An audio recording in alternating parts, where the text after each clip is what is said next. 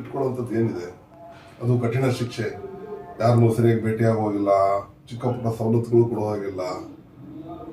ಇದೆಲ್ಲ ನೋಡಿದಾಗ ಮೊನ್ನೆ ಕೋರ್ಟಿಗೆ ಬಂದಾಗ ಮೀಡಿಯಾದಲ್ಲಿ ನೋಡಿದೆ, ಅವ್ರ ಪರಿಸ್ಥಿತಿ ನೋಡಿ ನಿಜಕ್ಕೂ ದುಃಖ ಅನ್ನಿಸ್ತು, ಬಹಳ ನೋವಾಯ್ತು. ಯಾಕಂದ್ರೆ ಅಂತ ಒಬ್ಬ ಅತ್ಯಂತ ಹೆಚ್ಚಿನ ಅಭಿಮಾನಿಗಳನ್ನ ಹೊಂದಿರತಕ್ಕಂಥ ನಟ ಇವತ್ತು ಜೈಲಿಗೆ ಬಂದಾಗ ಅವರ ಪರಿಸ್ಥಿತಿ, ಅವರ ಮುಖ ಭಾವನೆ ನೋಡಿದಾಗ ಮನುಷ್ಯನ ಜೀವನ ಇಷ್ಟೇನಾ, ಯಾಕೆ ನಾವು ಭಾವನೆಗಳನ್ನ ಹಂಚ್ಕೊಳಕ್ ಹೋಗ್ತಾ ಇಲ್ಲ?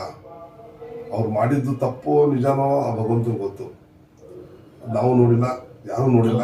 ಸಾಂದರ್ಭಿಕ ಸಾಕ್ಷಿಗಳನ್ನ ಪೊಲೀಸ್ನವರು ಕಲೆ ಹಾಕಿ ಅವ್ರ ಡ್ಯೂಟಿ ಅವ್ರು ಮಾಡಿದ್ದಾರೆ. ಹೌದು ತಪ್ಪು ಅಂತ ಹೇಳಕ್ಕಾಗಲ್ಲ, ಅವ್ರ ಡ್ಯೂಟಿ ಅವ್ರು ಮಾಡಿದ್ದಾರೆ. ಸೊ ಪ್ರಪಂಚದಲ್ಲಿ ಯಾವುದು ಕೊಲೆಗಳೇ ಆಗಿಲ್ವಾ? ಎಷ್ಟೆಲ್ಲ ಕೊಲೆಗಳನ್ನ ಮಾಡಿ ಕಣ್ಣಾರೆ ಕಂಡಿದ್ದು, ಕತ್ತಿ ಮಚ್ಚು ಎಲ್ಲ ಎಷ್ಟೊಂದು ನೋಡಿ ಅವರೆಲ್ಲ ಆರಾಮಾಗಿ ಬೇಲ್ ತಗೊಂಡು ಓಡಾಡ್ಕೊಂಡಿದ್ದಾರೆ. ಅಂದ್ರೆ ಇವ್ರಿಗೆ ನಾನು ಇದನ್ನ ಕೊಡಿ ಅಂತ ಹೇಳ್ತಾ ಇಲ್ಲ. ಅದಕ್ಕೆ ಯಾಕೆ ಅಂತ ಒಂದು ದ್ವಂದ್ವ ನೀತಿ ಯಾಕೆ ಅಂತ. ಈಗ ಒಂದು ಕೊಲೆ ಆಗಿದೆ, ಆ ಕೊಲೆನ ಬಹುಶಃ ಯಾರು ತುಂಬಿಕೊಡಕ್ ಸಾಧ್ಯನೇ ಇಲ್ಲ. ಜೀವಕ್ಕೆ ಪ್ರಾಣಿ ಜೀವಕ್ಕೆ ಪ್ರಾಣ ಕೊಡಕ್ ಸಾಧ್ಯ ಇಲ್ಲ. ಆ ರೇಣುಕಾ ಸ್ವಾಮಿ ಅವ್ರ ಮನೆಯವರಿಗೆ ಆ ದುಃಖ ನಾವು ಬರ್ಸಕ್ಕೂ ಸಾಧ್ಯ ಇಲ್ಲ. ಅದೆಲ್ಲ ಒಂದ್ ಕಡೆ ಇರೋಣ. ಈಗ ಎಷ್ಟೊಂದು ಕೊಲೆಗಳು ಮಾಡಿರ್ತಾರೆ, ಅವರೆಲ್ಲ ಆರಾಮಾಗಿ ಬೇಲ್ ಮೇಲೆ ಓಡಾಡ್ಕೊಂಡಿದ್ದಾರೆ.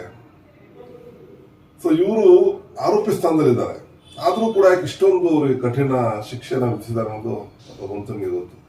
ಹಾಗಾಗಿ ಅದೆಲ್ಲ ನೋಡಿದಾಗ ಅವರ ಒಂದು ನಡ್ಕೊಂಡ್ ಬಂದಿದ್ದ ರೀತಿ ಇರ್ಬೋದು, ಅವ್ರ ಜೈಲಲ್ಲಿ ಅವರು ಒಂದು ಜಸ್ಟ್ ಇಮ್ಯಾಜಿನ್ ಮಾಡ್ಕೊಂಡು